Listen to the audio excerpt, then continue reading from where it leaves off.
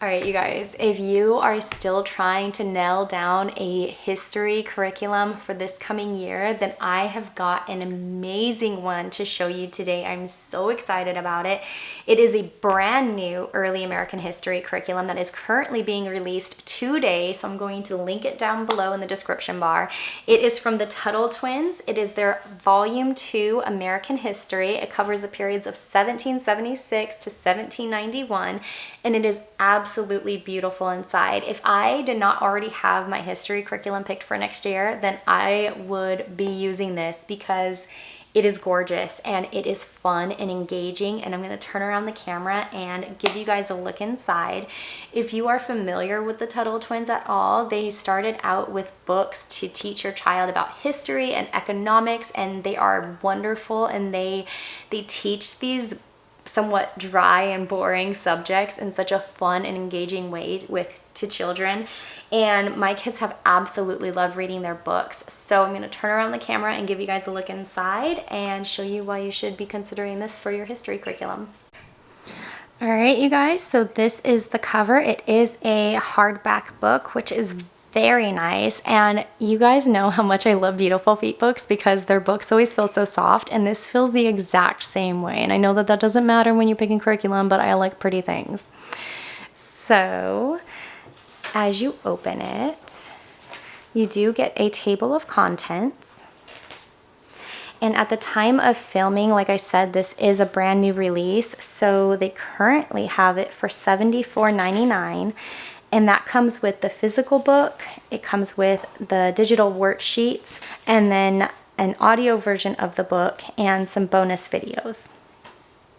This curriculum covers, like I said, the period of 1776 to 1791, and it's told in a story format. So if you are familiar with the Tuttle Twins, you know that their stories usually follow the twins around. Their names are Ethan and Emily, and it takes them through historical periods and times of economic crisis, and they learn information in a fun way, but they also learn stories of morals and things like that.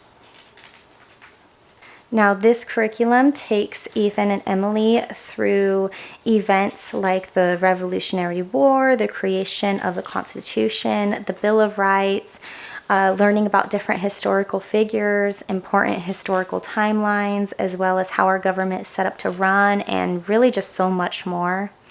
It does offer some parallels between past and present issues, and it also asks for your child's thoughts on these issues, which I really like because it teaches them that history does in fact repeat itself, and that we should always be looking and learning from our past to see how we can do better in the future. One of the things that I was actually really surprised about with this curriculum is it seems to go over a lot that I didn't even learn in school. You guys, I have, not like bragging or anything, but I have a bachelor's degree, and I've taken 3 or 4 college level history classes, and it covers things like continental currency. I never learned continental currency in any of my classes that I can recall. So, I mean, it just seems to go very in depth on the things that it covers. Now, I am not familiar with their Volume 1. I have not gotten a chance to look inside of it. So I'm not quite sure who this character is to them, if whether it's a neighbor or a family friend, but there is an older gentleman named Fred who takes them through a lot of the historical teachings, and he has them dive in deep to each one. So he'll give them a topic, and then he'll teach them about it and answer their questions.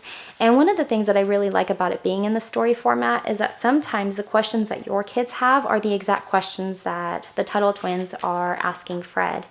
And so one of the things that I thought was really cool is it introduces the war in the winter of 1776. And Fred is asking them, you know, what would it have been like if you were in that war during that time in our country?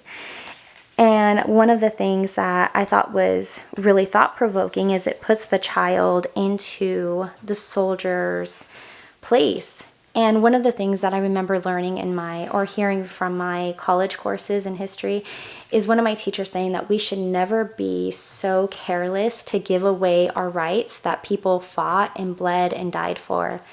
And that really stuck with me over the years, especially now with current events.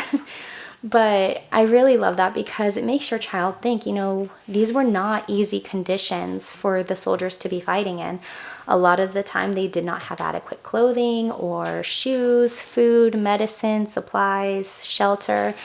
And the thing that kept them going was they so desperately wanted their freedom. So really makes your child think, what would the soldiers have been thinking? And so some of the questions that I believe Ethan had started asking was, how old were the men fighting? And he was relating it to how old he was.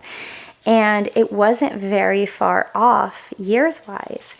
And then he was also saying, was this even worth it? Was life so bad under British rule? Would they live to see home again? And I'm sure that these are a lot of the thoughts that those men in that time period were thinking. And so I love how it gets your child thinking, this is not just a story. This is real people and real hardships. And so it just makes the history actually come alive for your child. And that's my little tangent on one of the things that I really enjoyed while going through this. Now, like I said, this does have a PDF curriculum that goes with it. It is 200 pages long, but they're actually fun worksheets, and they're filled with engaging activities, some ongoing projects. They have recipes and coloring pages. They have some games and crafts and questions and debate prompts. It has so much, you guys. And so if you guys have been around my channel for a little bit, you know that my kids are not kids who like worksheets, but I actually think that they would enjoy these worksheets. So I'm going to give you guys a little look inside what those look like after this flip through. And then you can just get an idea whether or not your child would like it. But those worksheets are recommended for kids 7 to 13 years old. And some of the pros that I found about this curriculum is that it does have the fun story format that makes history easy for kids to learn and to grasp. As you can see, the book is very colorful and it just kind of comes to life. This also can be used as your sole history curriculum, or you can pair it with another one just to solidify information being learned if you're already set on the curriculum that you have for next year, but you wanted to add in a fun storybook. This can also easily turn into a I just want to read for fun book, which I love how they've designed it like that, because I did not grow up enjoying history. It's only been just recently that I have actually learned to like it. Another thing that I absolutely love about this curriculum, you guys, is it's reusable because of the PDF curriculum worksheets. And I love that because if you guys know, we have multiple kids, so I'm always looking for curriculums that I can reuse and repurpose, and that I'm not just going to keep buying year after year and throwing money down the toilet, because curriculums can get pretty expensive depending on which way you go. And so, and the bright side about that being reusable too is that it's also resellable. So you can always recoup some of your money if you use this for 1 or 2 years and then you decide hey, we're past this point and you want to make back some of your money. And then also the PDFs are fun and engaging. Now, some of the cons are that you do have to print the worksheets. I know sometimes people don't always enjoy printing, or you don't have access to a printer. And then the only other thing would be that there's no schedule. Now, this does have about 263 pages. So I broke that down, and that would be about 8 to 10 pages a week, depending on how long your school year goes for. If you're going for the standard 36-week period. Also, you need to account for whatever breaks you take. So 8 to 10 pages a week is more than doable for us. I like to do history 2 days a week, so then we can alternate with science for the other 2 days a week. And so I feel like that's actually pretty reasonable compared to some history curriculums. There was one that we tried very early on that was about 20 to 25 pages a week, and it was just a lot. So I feel like having a story format history with only, a smaller number of pages a week is very doable. All right, you guys, so here is the workbook. I'm going to show you the first 3 lessons. As you can see, I was having some printer issues. I didn't realize until I was like halfway through, but it needs to be recalibrated. So it actually prints prettier and more colorful than this. This is just my printer issues, so forgive me. So this is the front. Then you get a little introduction to the curriculum sheet. And this part goes over 2 ongoing projects that your child is going to have through the length of the curriculum.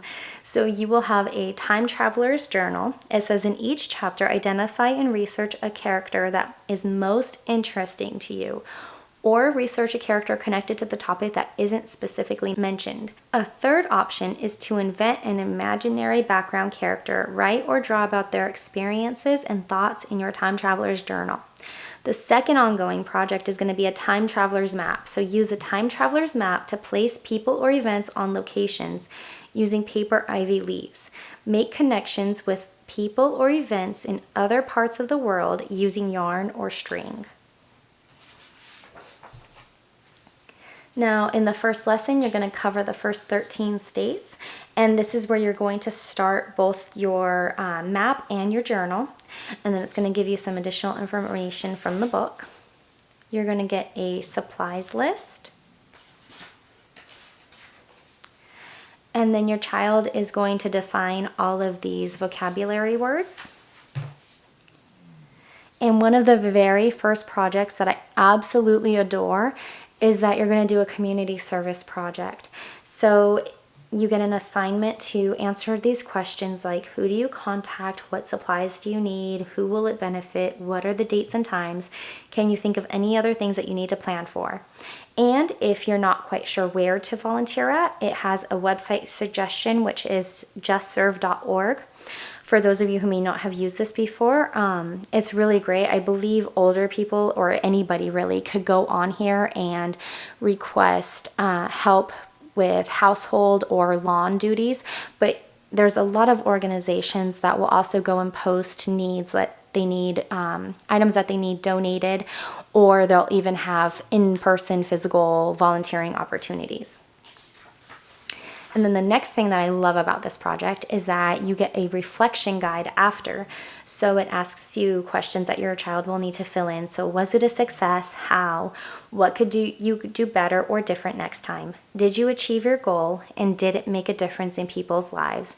And I love that they have you reflect on it, because I feel like this will help you to really hone in on what makes your child thrive, what are their spiritual gifts, because your child may not like, maybe talking to people, especially if they're introverted, but maybe they like to do hands-on tasks. So say you have them in a role that they don't necessarily enjoy, you can reflect on that and why, and then you can go next time and help them to find something that might be a little bit more up their alley. And when they like volunteering, they're more likely to continue doing it. So I really like that you get that reflection sheet.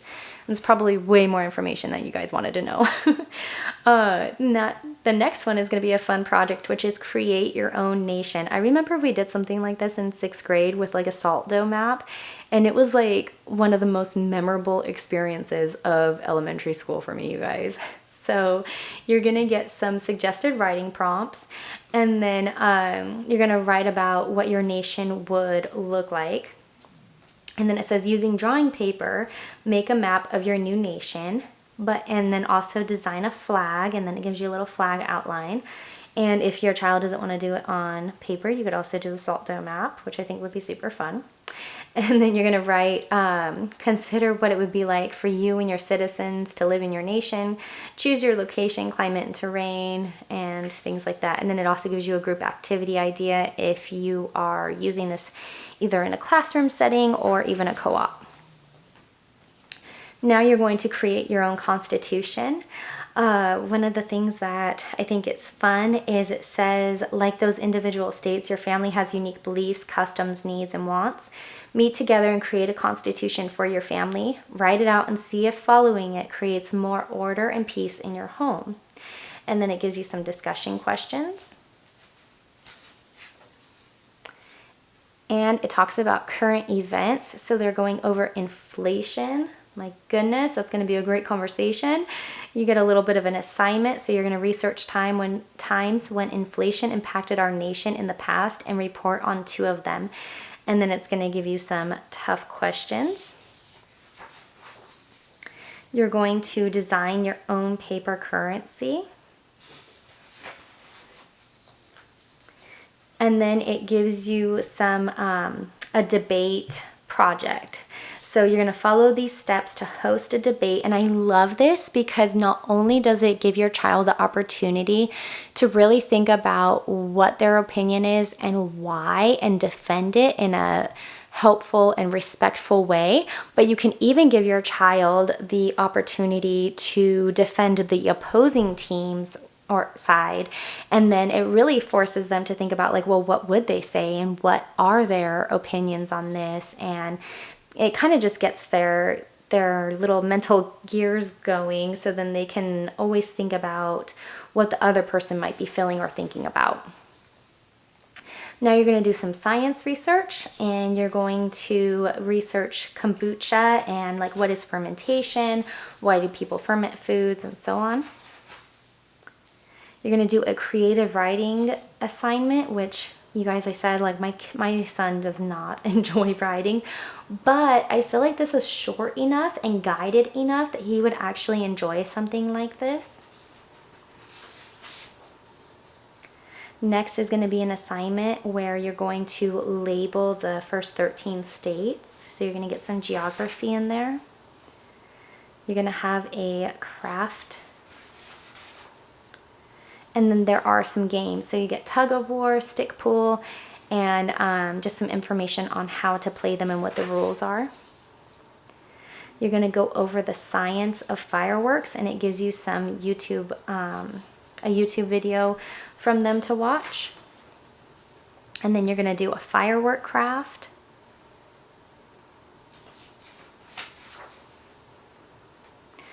And then you're going to do a dictionary assignment where you are labeling what the definitions of these words are. And then you're going to break them down even further on the following page. And there's a coloring assignment. So one of the things that I love about this is that you can do as little or as much as you want, and you can pick and choose what you want. And you also get geography in it, you get art in it, so it's not just a history curriculum. And you guys, I've said it before, I feel like I totally failed in the art department last year. So using this would be so helpful in that area. And you even get word searches. My son loves word searches.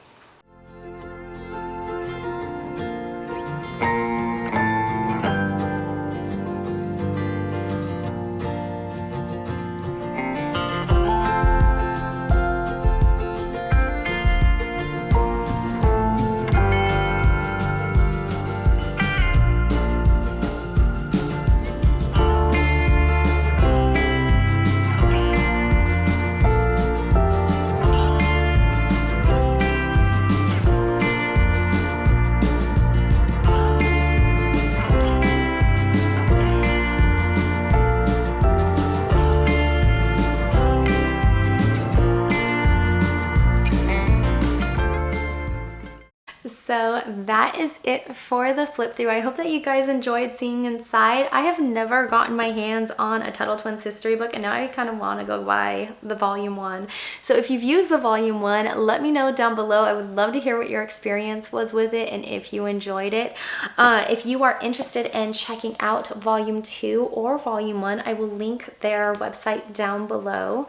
They also have a really fun YouTube channel that is filled with cartoon episodes of basically some of the topics of their books, and my kids have really enjoyed watching that. And it's clean content, it's good content, not to get too racy, I guess, in what I'm saying, but I will link that down below in case you are looking for some fun educational videos for your children to watch.